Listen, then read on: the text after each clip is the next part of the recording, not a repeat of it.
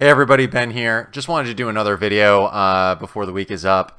I am traveling this weekend, so I'm not really going to be able to go game hunting as usual. Also, the weather here today, at least, is a little bit gray, although I think it'll probably get better this weekend.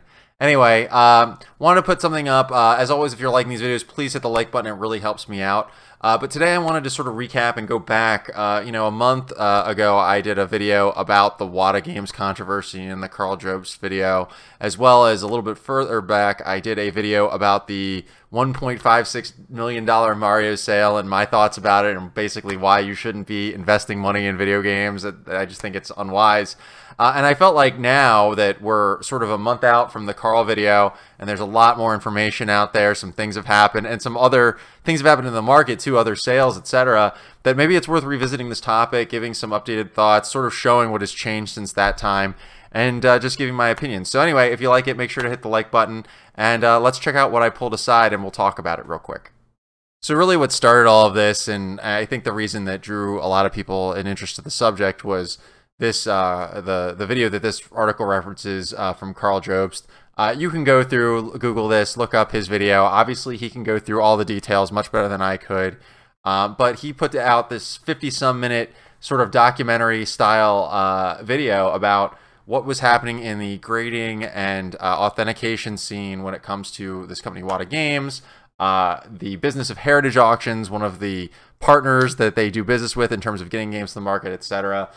This all sort of set up the thing for the $1.56 million Mario sale, and Karl makes a lot of accusations and allegations based on some real evidence of market manipulation, deception, using the media to pump things up, deceiving on their website as to the nature of where some of these games came from, questions about the quality of the grading process in the first place, so on and so forth. I would encourage you to watch that video to get a full detailed thing and make some decisions on your own. I was pretty pessimistic at the time about a Mario 64 game that sold for $1.56 million. I mean, it was just an exceedingly common game overall, and even in that kind of crazy condition, I was speculating at the time that how could any game that is that common have only one really pristine copy of it? It's not that old. It's probably still in sealed in cases and things like that. So these are all my thoughts at the time, and I feel like a lot of stuff has happened since then. So what has happened? First of all, I'm not sure if it's actually having an impact on the market.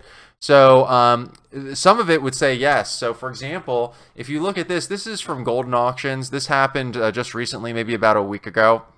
A copy of this is a very similar copy to the one that sold for 1.5 million. I'll zoom in if I can. A Mario 64 9.8 A++, basically the same condition copy as the one that sold for 1.56 million, sold for a much lower price of around 800K. And so obviously still a ton of money, but going from 1.5 million to basically half of that is like a huge decline. And then also, I think in the same auction, you had this copy. So this is a VGA 95, which is, approximately the same. I guess VGA isn't worth as much as WATA for whatever biased reasons the market has. But the point is that this is another copy of approximately similar condition, brand new, sealed, basically pristine, perfect shape, also selling, but this one only sold for $240,000. So this idea that was being peddled at the time, that somehow this Mario is the only one that's out there, and that that's why this game's going for so much, because it's so rare in this particular condition, is kind of bullshit. And I'm not saying this game's not rare in this condition or hard to find, but these prices were just way inflated. What else has happened since then? I mean, look, if you go on eBay right now and just look up sealed games and WATA graded games or VGA graded games, the market is getting flooded with this stuff. And this is before sort of this rush to get things graded. Imagine if you're reading about the Mario 64 in July that sold, and you have one, you're going to pull it out of your closet, you're going to dust it off, figure out how to get it graded, and send it into WATA. WATA's going to take their time getting it back to you. It's going to take 2 or 3 months probably, and then the thing's going to hit the market when you decide to list it. But we already have tons of listings here. Here's a Mario 64 sealed This is Player's Choice, guys asking 20K. This is just eBay, by the way. This isn't even going through Heritage or Golden or any of these high-end auction houses. So these games exist, and they're out there. And you can see I searched Mario 64, but it's bringing up Paper Mario, Mario Kart, Mario Party. I mean, you could just see that the market is getting flooded with these games. This idea that these sealed games in these kinds of conditions are exceedingly rare, impossibly difficult to find. I mean, I just don't think it bears any kind of truth or any kind of reality. Let me take a quick break and we'll come back and I'll show you the next thing. So another thing that's happened is this is the VGA, another grading company's website. They are talking about, and they're going to start doing population reports. And indeed, you would expect, obviously, with the pressure coming, that maybe WATA will have the same thing happening. You know, I think as more controversial things happen, people are just going to demand more transparency, as they should, right? You should know when you're about to spend, you know, 5-6 figures on a video game, how many of those have been graded by these companies. The idea that this information should be private or not shared was utterly absurd in the first place. So, I mean, fortunately, that's good news because we should know how many are out there, especially because we're seeing something else happen, which is even things like this getting graded. So this is a Mario 3, not sealed, just a complete in box graded 6 copy on eBay for 450 bucks.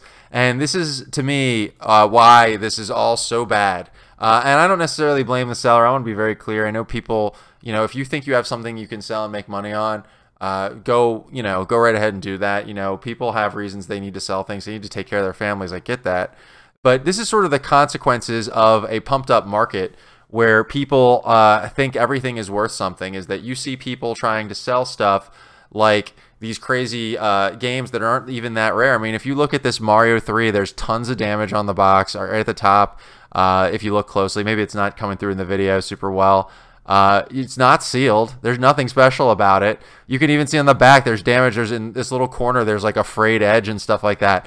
I mean, my copy of Super Mario Bros. 3 is probably in about the same condition, and it's not that rare. I mean, this is a very common game. It's sold millions and millions of copies. So if all you're doing is slapping a plastic box around it and putting a 6 on it, and now you can charge $500 for a game that should be, you know, $100 maybe in terms of its actual rarity.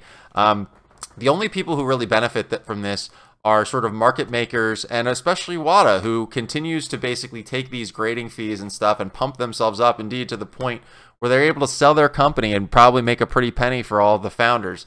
The same founders, of course, who who have been lying about their operations in the market. So this is a Seth Abramson article that I pulled up. One of the things that I was going to talk about that's happened since all of this started going down is WATA kind of gave some lame excuses. I mean, I don't feel like WATA's really addressed what's going on. I think they just got a PR response. I think in the Kotaku article they say, you know, WATA Games is a trusted leader and we're honored to play a part and blah, blah, blah, blah. The claims in this video are baseless and defamatory, and it's unfortunate that Mr. Jobst did not contact us to give us the opportunity to correct him. Basically, everything is wrong and defamatory, and the problem isn't us. The problem is that Carl Jobst isn't allowing us the opportunity to give him propaganda. You know, that's a total bullshit response, and really what we should be expecting is if WATA has things to say about it, either that people did wrong and they're going to do something about it, or that they didn't do anything wrong, what they owe is some transparency and evidence. These people are certifying and grading games, and we should know exactly what's going on with their operation so that we can trust the certifying and grading of their games. This gets to the core of the problem. So that's another thing we need to watch out for. So earlier in the video, I was talking about how the WATA graded copies of Mario 64 and the VGA 95, how they had actually been considerably less, high prices as compared to the 1.56 million sale in July. And then you also see in the same auction on Golden, this Sonic the Hedgehog 1 sell for $430K, which is crazy for a lot of reasons, or it doesn't make a lot of sense. I mean, I get that Genesis games sealed are a whole different animal, I guess, but if you look at the copy of this cartridge, there's all sorts of like rips on the plastic. So the quality of the seal doesn't really make a lot of sense. The rated A, I mean, if that gives you an A seal, that seems very strange to me. And ultimately, all of these problems with this stuff come down to the fact that we can't really trust WATA because of their personal issues. I mean, if we had faith that WATA was operating in a fair and a transparent way, and that we didn't know that this Sonic the Hedgehog 1, for example, maybe came from somebody who worked for them or was on their board, maybe we could trust that the rating was really good. Or maybe we could trust that, for example, this is such a unique and rare item. However, I'm kind of skeptical. I mean, it looks pretty bad to me. And I honestly wonder if there are ones that are opened up, you know, maybe they don't have the cellophane on them, but if the actual case and art is in better shape, even without the seal. So it's just another really weird sale. And you even have people like the founder of, the creator of Sonic, saying that this is a scam and stuff like that. So it's really a nutty thing that's happening. This is also why I don't quite understand what's going on with the market right now, because if these other games are dropping and then this one just appears out of nowhere, is it that these people, these speculators, are like shifting to different items? Are they going like first for Mario 64 and then for Zelda 1 and then for Sonic the Hedgehog? I'm really not sure. It's a very strange situation. So this is actually an old article from Vice, but I just wanted to bring it up as an example. I think that this guy was actually in a documentary, I think the Nintendo Quest or whatever it was, about getting all of the NES games. And, you know, honestly, when I think about collectors, I think more about people like this guy than I do the people like this guy, the dentist who bought up all the WATA graded games with his investor group. And the truth is that people like this call themselves enthusiasts or video game fans. I mean, this is really a deceptive article because, and I like Nintendo Life, but like, it's a bad article because they're talking about this guy is a video game fan. Maybe he likes video games, but really what he's doing is he's trying to corner a market, create a interest, to drive up demand, and then sell something. This isn't really collecting. Versus this guy, an actual orthodontist who built this collection over years and years and years, and clearly created an aesthetic. I mean, just look at his game room. He's got games everywhere and different kinds of displays, and everything is themed right. Clearly has a passion for what he's doing and is putting something into this other than just trying to make money out of it. So anyway, you see this stuff, and it makes me think there are really more people who do things. You know, I would consider, not that I have a collection nearly as good as this guy, but I would consider myself more like this guy, and I consider any of you, even if you've got, say, 50 or 100 games in your collection, more like this guy than some of these speculators and market manipulators that are out there.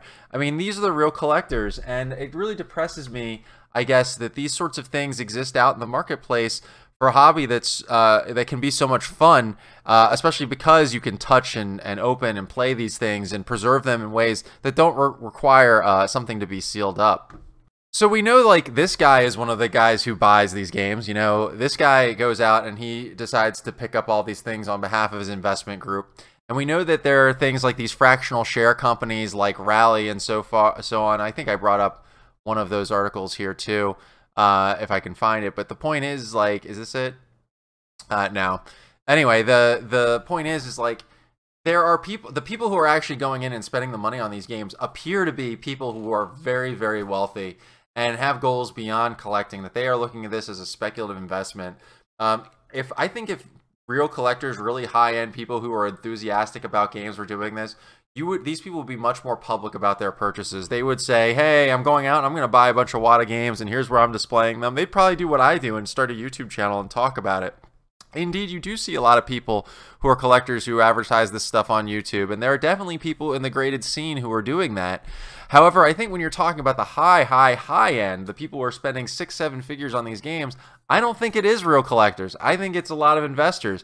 And this is very dangerous just because, you know, going back to it, right here, if the page ever loads, people are starting to let this stuff trickle down into these non-sealed games that are pretty you know, pretty unremarkable, like a game like this Mario 3 in the box that's a little bit beat up. And I mean, not to say anything about this bad about this game, it's an okay game. It's just that people shouldn't be sealing and luciding and selling these things for $450 on eBay. It's just crazy. I really recommend, if you have any interest in terms of this stuff and you want to find out more about what's happening in these high-end markets, what could happen in the future, the idea of speculation and investment and the flow of these markets over many decades. I'd recommend checking out Sean at Reserved Investments. This guy knows more about this than anybody possibly on YouTube. He has a small channel and he has an interesting style, but he will be direct and straightforward with you. And so I really appreciate it. I listened to him and what he has to say. I consider his thoughts quite well, so I'd recommend him to you as well. So that's pretty much in terms of the actual news, what's been happening, and some of the things that I've been observing over the past few weeks.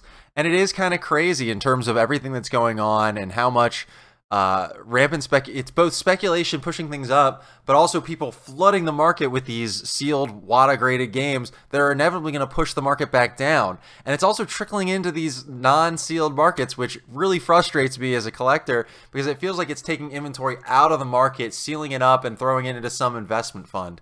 My advice to people, don't treat these things like investments.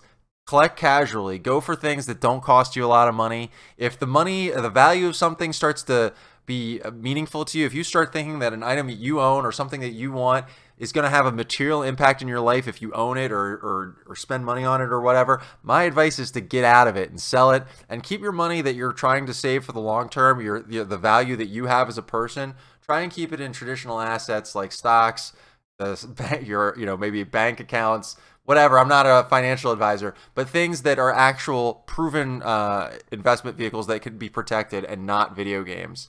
The other thing I'm going to say about this is I'm not really worried about the prospects of a bubble popping.